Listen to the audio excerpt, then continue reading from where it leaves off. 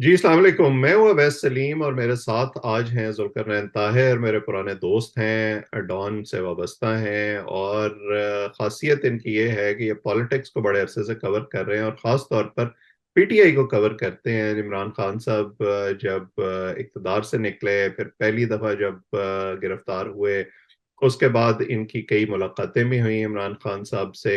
तब भी हमने इनसे बात की थी। अब आजकल जो पीटीआई जिस दौर से गुजर रही है, खास तौर पर 9 मई के बाद, और अब इलेक्शन की तरफ वो जाना चाहते हैं। पीटीआई के अंदर भी तब्दीलियां आ रही हैं, चेयरमैन तब्दील हो गए हैं। इन तमाम जो वाकयात हैं, इनका तस्करा करना बड़ा जरूरी है। और इनसे मैं ये जानना ये चाहता हूँ कि पीटीआई के अंदर इस वक्त क्या चल रहा है, सोच क्या है, और आगे के लिए जो इम्कानात है वो क्या देख रहे हैं। तो जुल्करनैन, आपका बहुत शुक्रिया वक्त देने के लिए। आपने मेरी तमहीद तो सुन ही ली। Thank you very much.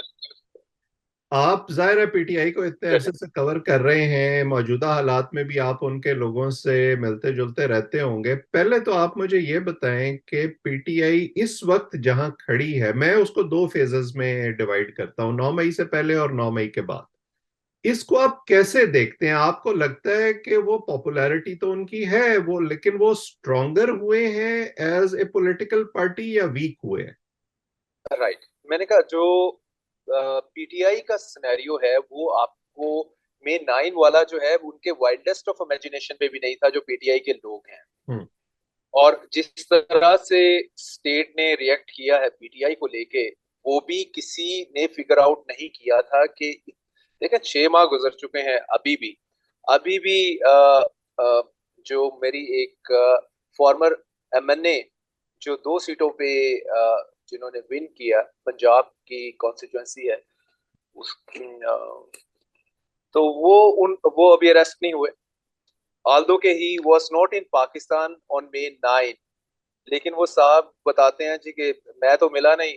तो फिर घर में जो मिला है, तो उन पे जो टॉर्चर हुआ है और the kind of torture mean the couple of guys underwent, तो वो कहते हैं कि अनबिलीवेबल है कि हम तो ही नहीं कर सकते थे कि इस लेवल का टॉर्चर जो है वो अभी भी, यानी कि दिसंबर आ गया तो ये सीन होगा।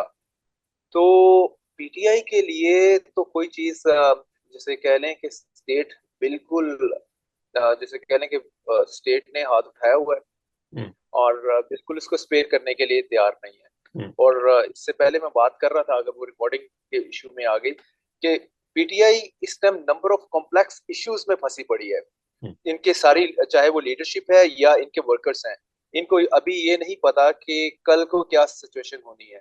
अभी बल्ले का निशान रहेगा कि नहीं रहेगा। नया चेयरमैन आ गया, नेवर माइंड, फिर भी अभी ये सारा जिस तरह से सीन कुक हो रहा है, यू नेवर नो, ये चैलेंज हो जाएगा ईसीपी में। इनके फॉर्मर फाउंडिंग मेंबर है जो अकबर एस बाबर है, उन्होंने कहा मैं चैलेंज करूंगा, या अगर ये लार्जर स्कीम ऑफ थिंग्स का हिस्सा हुआ जिसमें इसको बल्ले के बैट के उसके सिंबल से डिप्राइव करना है, तो ये इजीली हो जाएगा। हम्म। तो वेल, अगर अगर बल्ला भी नहीं रहता या बल्ला रहता भी है तो उसके बाद इनको कैंडिडेट मिलते हैं। कैंडिडेट मिल भी जाते हैं तो कैंडिडेट क्या उठाए जाएंगे, कॉन्टेस्ट कर भी पाएंगे? So number of complex situations है जिसमें PTI right now into it है। हम्म। और जिसे कह लें कि एवरीथिंग, जिसे कह लें कि अगला स्टेप अननोन है, नहीं पता कि किधर पीटीआई होगी। हम्म। ये जो आपने चेंज की बात की है, मैं क्योंकि मैं जाती तौर पर यह समझता हूं कि इमरान खान साहब और उनकी जमात आज जहां खड़े हैं, इसमें उनका जो एक बयानिया था और जिस तरह की जिद थी उनको कि बस आज ही इलेक्शन हो, हमारी मर्जी से हो, जैसे हम चाह रहे हैं वैसे हो, उस जल्दी ने उनको जो है ना, वो मेरा ख्याल है नुकसान पहुंचाया है। जी। अब ये जो चेंज हुआ है, इस चेंज ने मुझे पहली दफा ये इंडिकेट किया है कि शायद इमरान खान साहब को भी ये समझ आ गई है कि इस तरह से मामलात हल होने वाले नहीं है। थोड़ी सी फ्लेक्सिबिलिटी मुझे भी दिखानी पड़ेगी। ये जो मुश्किल वक्त है, इसको किसी तरह से हिकमत से गुजारना पड़ेगा।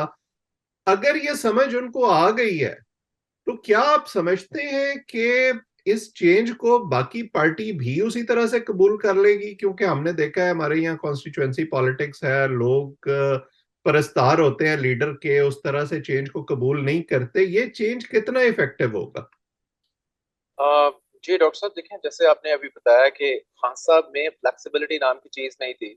जिस तरह से नो कॉन्फिडेंस मोशन हुआ, वो प्राइम मिनिस्टर के ऑफिस से घर गए, सिंस देन हमने फ्लेक्सिबिलिटी नहीं देखी। नेशनल असेंबली से वो बाहर निकले, फिर दोनों गवर्नमेंट पंजाब की और केपीके की तोड़ी। और तोड़ी भी किसके मशवरे से? आपको पता ही है कि जो मिलिट्री एस्टेब्लिशमेंट में उनके दोस्त थे, उनके मशवरों से। उसमें एक भी पॉलिटिशियन शामिल नहीं था। अगर जो कोई पॉलिटिशियन शामिल था भी, तो वो इन लाइन था with that establishment of the time, elements of that ना। जिस अब तो लोग ओपन बात करते हैं, लाइक जनरल फैज हमीद से लेके या कुछ और लोग थे जिनसे जिनके मशवरे पे इमरान खान चलते थे, और मारे भी गए at the end of the day.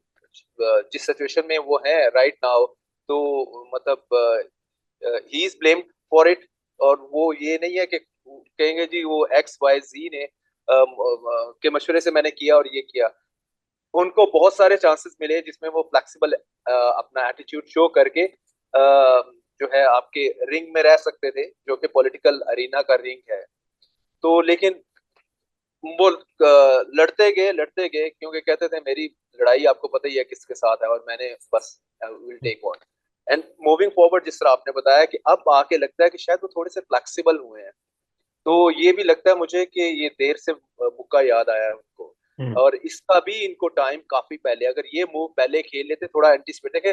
Leader leader की डेफिनेशन में एक बड़ा पॉइंट आता है, लीडर वो है जो थोड़ा सा फोर्सी कर लेता है, या दीवार की दूसरी तरफ देख लेता है, या ये देखता है कि अगर मैंने ये स्टेप लिया तो इसका आगे क्या फॉल आउट होगा, क्या ओवरऑल इसका इम्पैक्ट पॉजिटिव नेगेटिव उस पे उसकी पार्टी पे आएगा। तो हम्म। ये चीजें हमने देखते हैं कि ये सारी इस चीज को लेके खान साहब जो है आगे तो देख ही नहीं रहे, जिसे कहते हैं कि बिल्कुल दो स्टेप आगे देखा और अब चल दौड़े, वट एवर द तो जिसको अंग्रेजी में कहते हैं point and shoot.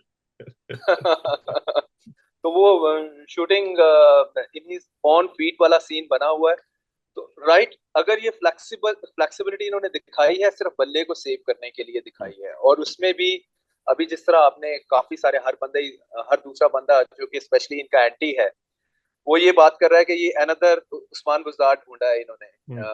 Barrister Ali Gauhar जो है, ये साहब मेकशिफ्ट अरेंजमेंट है, लेकिन है उसमें हामिद खान को चांस दे सकते थे, या और किसी पॉलिटिशियन को दे सकते थे। लेकिन पॉइंट ये है कि ये इनकी अब एज ए होल ये स्ट्रेटेजी, जो स्ट्रेटेजी बी आप कह लें या स्ट्रेटेजी सी कह लें, जिसमें ओपनली तो इन्होंने अनाउंस नहीं किया, लेकिन अगर इनके पार्टी लीडर्स से आप बात कर रहे हो तो उन्होंने कहा कि हम अब सारा बैंक कर रहे हैं अपनी जो है वुकला जो है हमारे साथ एसोसिएट हैं, क्योंकि उन पे हाथ डालना जरा मुश्किल है। अगर कैंडिडेट हमें अ, ऐसा लगा कि हमारे कैंडिडेट उठाए जाएंगे, या हमारा कैंडिडेट जैसे कह लें कि हम टिकट दे दें और बिल्कुल लास्ट मोमेंट पे जिसमें उसको कोई रिप्लेस भी नहीं कर पाएगा, वो विड्रॉ कर लेगा, तो इस बेटर कि हम अभी से ही जो है वो वुकला को फोकस करें, उन्हीं को टिकट अवार्ड्स करें। ये 200 वुकला की जो लिस्ट वाली बात भी सामने आई थी कि शॉर्ट लिस्ट की है जिनको आप टिकट्स देंगे हम्म। कमिंग इलेक्शन में, तो ये उसी में ही सिलसिला क्या जिसे कह अब लें पार्ट ऑफ दैट है। इस पे एक सवाल पैदा होता है। हमने ये देखा है कि माजी में पीटीआई का जो स्ट्रक्चर है जिले लेवल पे, तहसील लेवल पे, वो उस तरह से नहीं था। पार्टी के अंदर इंटरनल फाइटिंग थी, उसका इनको इंतखाबात में नुकसान भी होता रहा है। और हमारे यहाँ हर कॉन्स्टिट्यूएंसी में ये होता है कि जिसको टिकट मिलता है वो खुश होता है, और जिसको नहीं मिलता वो उसकी जड़ें काटना शुरू कर देता है। तो पीटीआई आज के हालात में अगर फर्ज करें ये वकीलों को टिकटें दे देंगे, तो जो एस्टेब्लिश्ड लोग हैं इनके उस कॉन्स्टिट्यूएंसी में, जो पॉलिटिशियन है जिनको उम्मीद थी कि हमारी बारी आएगी, वो क्या आंखें बंद करके उनके साथ चल पड़ेंगे, या फिर वहां पर ये डिवीजन पैदा हो जाएगी? वेरी वेरी गुड क्वेश्चन, बहुत मजे का सीन है। लेकिन इसको आप बिल्कुल उसमें देखें कि इसको देखना पड़ेगा आपको, जो कि इमरान खान साहब का या उनकी पार्टी एज ए होल का अल्यूजन कह लें या डिल्यूजन है, वो यही है कि अभी वो खंबे को भी टिकट देंगे तो वो लोग आके अब गुस्से में, क्योंकि वो इस रजीम जो करंट रजीम कह लें इसे, और इनके बैकर्स हैं, उनकी उनको अपना रिएक्शन शो करने के लिए वो उस दिन गिवन डे में, बैलेट डे में वो जाके वोट डालेंगे। तो आगे सिर्फ बल्ला देखेंगे, ना कैंडिडेट देखेंगे, ना ये देखेंगे कि यार इसका तो कोई ये पता ही नहीं है, इसका नाम भी क्या है, कोई इसका ना बैनर देखा ना पोस्टर देखा, वॉट एवर। तो ये उसकी इस अल्यूजन उसकी और वजह मैं डिल्यूजन। आपको बता देता हूँ। उसके जो है ना सोच उसके पीछे, वो है जब ये मई 2022 में इन्होंने जिमनी इलेक्शन लड़े थे, पंजाब जो में है। अब्दुल शहबाज की हुकूमत थी।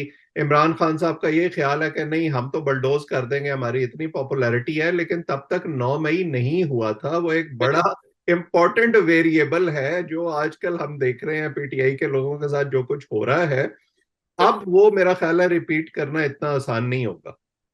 ये मुश्किल है। देखें, जो पोलिंग डे का सारा सीन होता है कि आपने वोटर को लेके जाना है। मैंने जैसे आप बताया ना कि ये तो इस चीज को बिल्कुल ही रूल आउट करके बैठे हुए हैं। वो कहते हैं कि जो वहां पे एस्पायरेंट थे पहले, जिसे आप बहुत सारी कॉन्स्टिट्यूएंसीज में इनके साथ इलेक्टेबल से, वो सारे इनको छोड़ चुके हैं। हम्म। और उसके अलावा अगर आप ये कह लें कि फॉर एग्जांपल कॉन्स्टिट्यूंसी ए, उसके लिए आप भी उम्मीदवार हैं, मैं भी सोच रहा हूँ उसमें।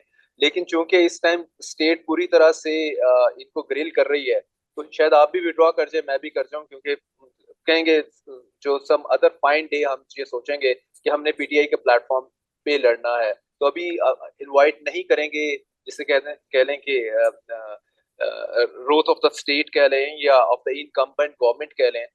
तो इसलिए इसलिए इतना ज्यादा ये इशू नहीं होगा इनकी टिकट को लेके। बिकरिंग कह लें या कह लें कि रैंगलिंग कह लें, वो नहीं हमें नजर आएगी हम्म। इसमें। इस वक्त तो सीन बिल्कुल क्योंकि कोई लेटअप नहीं है, हम्म। और आपको कोई साइन भी नजर नहीं आ रहा कि पीटीआई को कोई वो रिलैक्स करने के या कोई कंसेशन देने के मूड में है। अच्छा, वैसे इसका दूसरा जो पहलू है ना, वो आपकी बात से मुझे ख्याल आया कि एक तरह से शायद वो जो पॉलिटिकल हैवीवेट्स हैं जिन्हें उम्मीद थी कि पीटीआई की टिकटें मिलेंगी, वो शायद शुक्र भी करेंगे कि अच्छा हमारी जान छूट गई इस दफा, वरना टिकट लेके शायद उठा ही जाते। जी जी है। देखें, इस टाइम बहुत सिर्फ उठाए जाने ही सिलसिला नहीं है। आप अगर कोई बिजनेस से कनेक्टेड है, आपका बिजनेस भी नहीं बचेगा, हम्म। आपकी फैमिली अलग हैरास होगी। ये ग्राउंड रियलिटी है। इसमें जैसे कह लें कि आपकी सिंपथी किसी के साथ भी हो, एसोसिएशन अगर आप किसी पार्टी के साथ भी रखते हैं, वो अलग बात है। लेकिन राइट नाउ जो fact fact of the day यही है कि इस टाइम जो पीटीआई के ऑलरेडी मेन लीडर्स वो सारे ही जेलों में हैं, या बाकी जो बचे हुए हैं वो भागे हुए हैं, दे आर इन हाइडिंग। और बाकी अगर जो पुराने थे वो या आईपीपी में है या पीटीआई पार्लियामेंटेरियन में है, तो कुछ बच के नून लीग ले गई है। तो इसलिए इसलिए इनको बैंक करना यही पड़ेगा, जो कि आप वकला कह लें या वो कह लें बंदे जिनको एक्स वाई जी नोबडी नोज देम। और ये अरेंजमेंट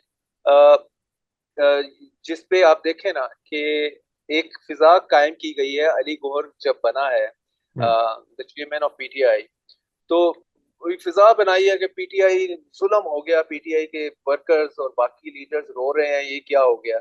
ये सिर्फ फिजा ही बनाई है। और इस फिजा को बनाने में पीएमएल नून, आप आपने मरियम औरंगजेब की प्रेसर कल देखी होगी। It was such a terrible in a way कि जैसे इतना बड़ा जुल्म कर दिया पीटीआई ने। ये जनरल इलेक्शन था और पीटीआई धांधली के साथ जीत गई है। और उनका जो ये चेयरमैन अ, अ, अली गौहर नहीं बना, ये प्राइम मिनिस्टर बन गया है। उनको इस तरह से कल उन्होंने मातम किया है। मरियम ने भी किया है, मरियम औरंगजेब की बात कर रहा हूँ। इसी तरह पीपल्स पार्टी वालों ने भी किया है। फैसल फुंडी साहब भी इस तरह से परेशान थे जैसे वो इस तरह के इलेक्शन खुद कभी खुद नहीं करते, जो कि बंद कमरे में सभी के इंट्रा पार्टी इलेक्शन होते हैं। मतलब इतनी बड़ी बोगी मार रहे थे कि मतलब कोई कोई छोटा सा स्टूडेंट भी पॉलिटिक्स का है, उसे पता है कि इंट्रा पार्टी इलेक्शन कैसे होते हैं।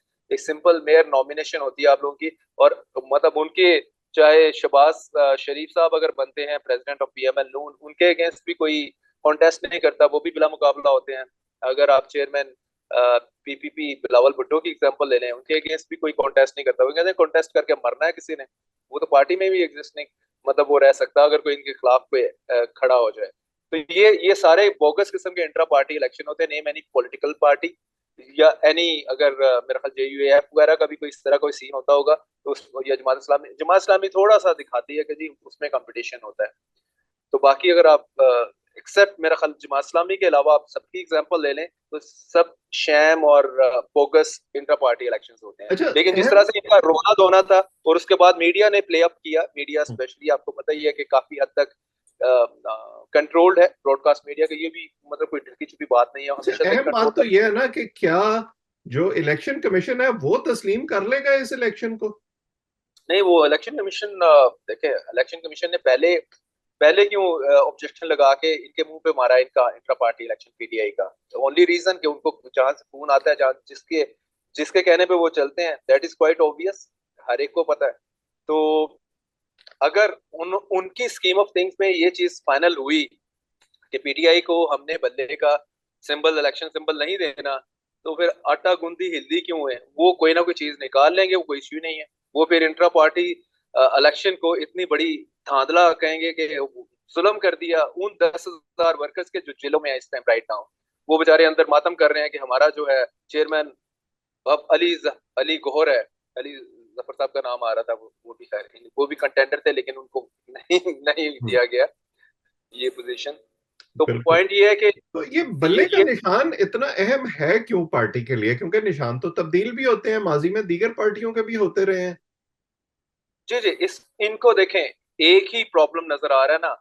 अभी आपके सामने मखदूम अहमद महमूद जो पीपीपी साउथ पंजाब के प्रेसिडेंट हैं, एट द सेम टाइम वो फॉर्मर गवर्नर भी रहे हैं और जरदारी साहब के काफी क्लोज हैं। तो उन्होंने प्रेस कॉन्फ्रेंस में बताया, जैसे 2 या 3 दिन पुरानी बात हो गई है, वो कहते हैं कि 70% इस टाइम जो पॉपुलैरिटी है पंजाब में वो पीटीआई की है। तो नून लीग तो सोचे भी ना कि उसको उसको बीट करने की तो बात बड़ी दूर, उसके साथ compete भी नहीं कर सकती। जब आपकी राइवल पार्टी इस तरह की बातें करना शुरू हो जाए, तो इट मीन्स कि ये कहीं ना कहीं खौफ रिफ्लेक्ट हो रहा है कि बल्ले के ऊपर लोगों का रिएक्शन आ रहा है, क्योंकि आपने उनको इतना सुप्रेस किया हुआ है पीटीआई को। उनकी लीडरशिप हो, कारकुन हो, अभी भी रेड चल रहे हैं, अभी भी मारे पड़ रही हैं, इस हवाले से रिपोर्ट्स हैं।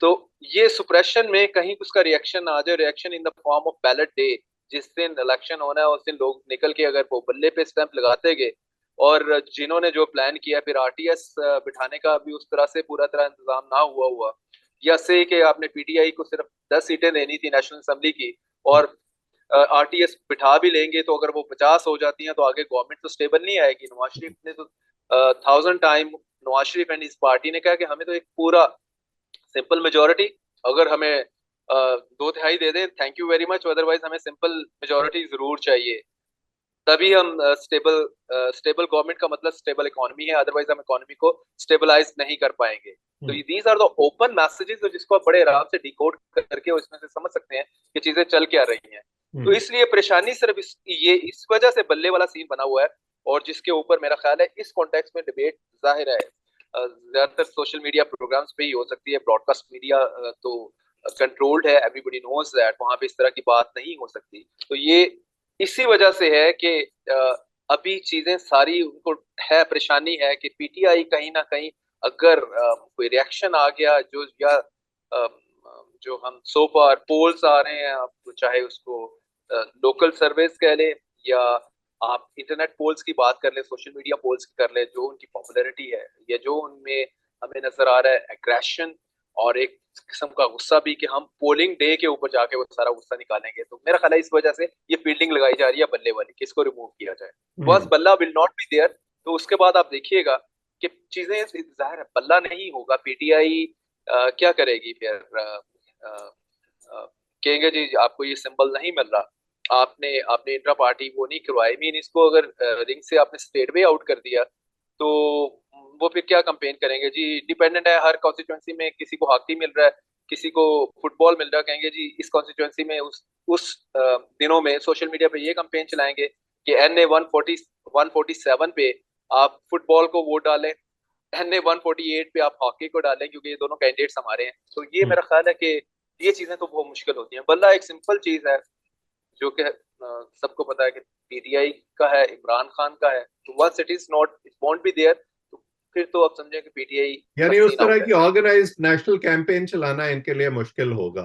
तो मियां साहब की आपने तस्करा किया, मियां साहब की जो फरमाइश है उसके पूरे होने के कितने इम्कानात लग रहे हैं आपको? देखिए, मैं तो उससे पहले एक छोटा सा कमेंट करके आपके क्वेश्चन पे आता हूँ। मेरा ख्याल है कि बीइंग इस हवाले से आप कह ले पॉलिटिकल कमेंटेटर, या हम्म, अपने आप में सो कॉल्ड एनालिस्ट कह लूं, मेरा ख्याल है कि नवाज शरीफ साहब को ये नहीं चाहिए था कि वो लंदन से आते। It hmm. वॉज बेटर कि वो लंदन में ही रहते, क्योंकि उनके आने से पूरा सिस्टम उन्होंने एक्सपोज कर दिया। हम्म। बिल्कुल बता दिया कॉन्स्टिट्यूशन नाम की कोई चीज कंट्री में एग्जिस्ट नहीं करती। जिस टाइम मर्जी पहले मतलब उसको मरोड़ के, अगर उनकी आज का हम कोर्ट को मान लिया जाए, कोर्ट्स के डिसीजन को, तो इसका मतलब है जो पहले वाली कोर्ट्स ने उनको कन्विक्ट किया था, उनको उसके लाइफ टाइम डिस्qualify किया था। और ये सारी चीजें, ये उस मतलब उस वक्त कॉन्स्टिट्यूशन एग्जिस्ट नहीं कर रहा था, लॉ एग्जिस्ट नहीं कर रहा था, या आज नहीं कर रहा। हम्म। तो इतनी बड़ी ये एक कॉन्ट्राडिक्शन आ गई कि सारे सुप्रीम कोर्ट के जजेस भी बैठ के इसको एक्सप्लेन करने लगे, तो किसी ने बाय नहीं करना। तो उन्होंने जो सिस्टम की वो वाली चीज थी जिसमें आर्म ट्विस्टिंग है, जिस तरीके से डिसीजन लिए जाते हैं जुडिशरी से या जुडिशरी को यूज किया जाता है, वो बिल्कुल ही एक्सपोज कर दिया। The way starting from Pakistani high commissioner उनको लंदन से प्राइम मिनिस्टर डेजिग्नेट का वो देता है प्रोटोकॉल, और अभी तक उनके पास प्राइम मिनिस्टर डेजिग्नेट का जो प्रोटोकॉल है, एक कन्विक्ट थे वो जब वो आए थे, एब्सकॉन्डर थे, ठीक है, जिसे वो आप और सख्त लैंग्वेज में इश्तियारी और भगोड़ा कह सकते हैं।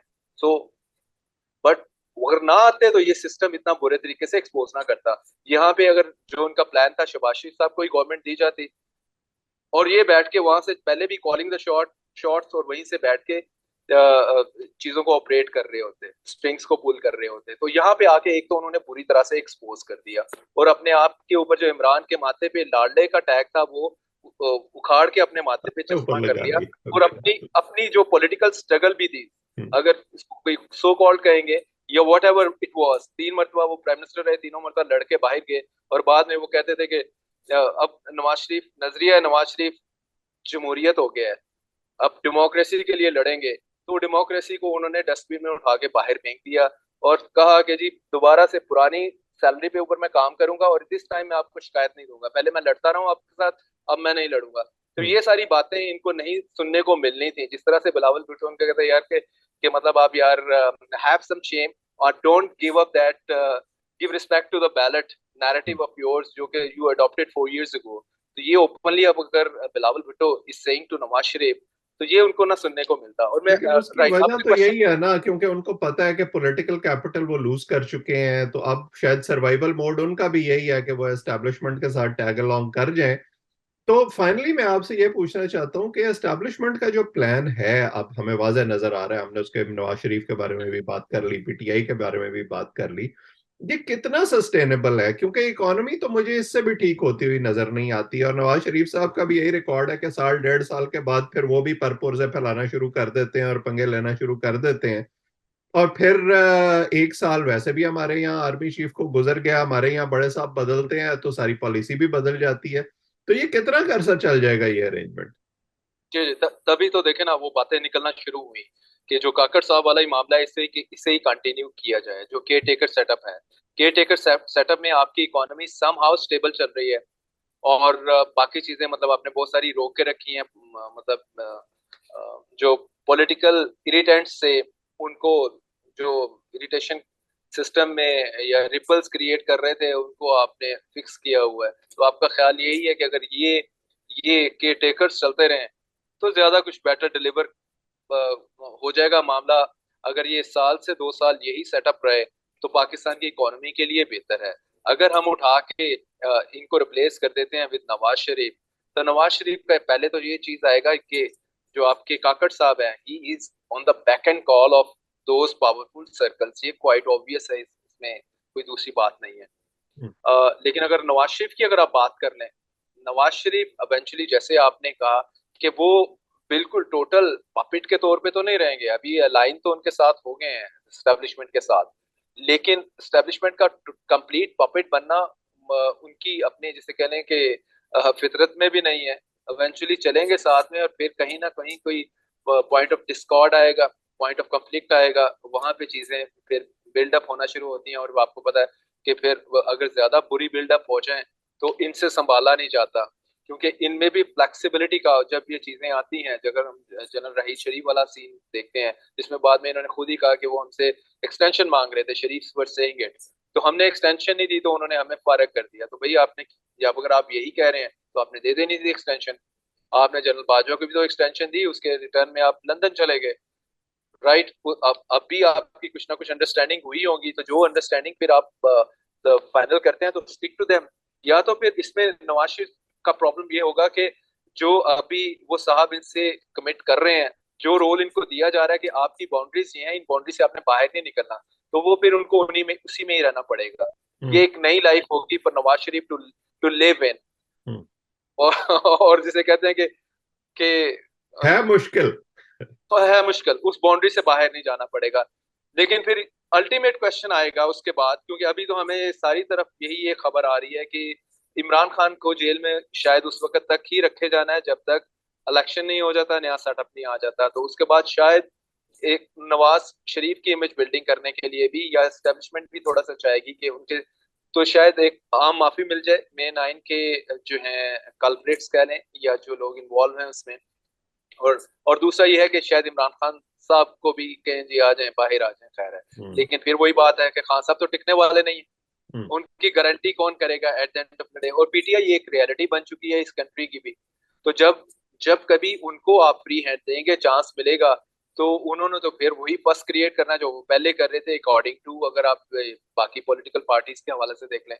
तो ये मुश्किल चीज है आगे चल के भी कि ये जो आपने पूछा ना, इकोनॉमी इकोनॉमी पाकिस्तान में स्टेबल रहेगी, अभी जो अपेरेंट नजर आ रही है, ये बहुत मुश्किल क्वेश्चन है, और ये इसका आंसर किसी के पास भी नहीं है कि हम्म। पाकिस्तान में इकोनॉमी अगले साल तक स्टेबल रहती है या 1.5 ईयर रहती है, यू नेवर नो। जो फैसल वावडा है जिन पे एलिगेशन भी है कि बिल्कुल वो mouthpiece of the establishment है, तो वो साहब तो यही कहते हैं कि अगर आपने मैनेज्ड इलेक्शन में नवाज शरीफ को दे दी गवर्नमेंट, तो वो 13 14 या 17 माह से ज्यादा चलेगी नहीं।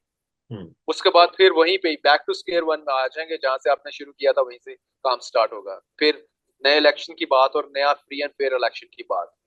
और यही हमारे यहाँ वो दायरों का सफर है जिसमें हम घूमते रहते हैं, और चीजें बज़ाहिर ये दावा किया जाता है कि तब्दील हो रही हैं, लेकिन वो तरक्की माकूस का एक सफर है। वो चीजें नीचे से नीचे की तरफ जाती रहती हैं और सबक कोई नहीं सीखता, ना एस्टेब्लिशमेंट सीखती है, ना सियासी जमातें सीखती हैं।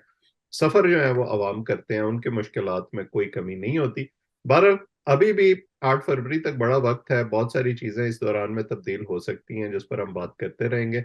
आज मकसद यह था कि हम ये जानने की कोशिश करें कि पीटीआई के अंदर इस वक्त क्या चल रहा है और उसका मुल्क की सियासत पर क्या असर हो सकता है। एक जुल्फर एक एक अगर जी अगर जी एक पॉइंट ऐड कर लूं, अगर जी टाइम जी है हमारे बिल्कुल पास। बिल्कुल बिल्कुल। तो आपने दायरों का सफर की बात की ना, इसमें मेरा ख्याल है कि नून लीग, मेरा ख्याल नहीं है इसमें, मैंने पीटीआई वालों से बात की, वो कहते अगर ये वो टाइम था कि इसमें नून लीग जो है इस सर्कल को ब्रेक कर सकती थी इन दैट कॉन्टेक्स्ट, जो उनकी जो रिवेंजफुल पॉलिटिक्स है जो 90s वाली, जिसमें वो टारगेट करते थे अपने ओपोनेंट को।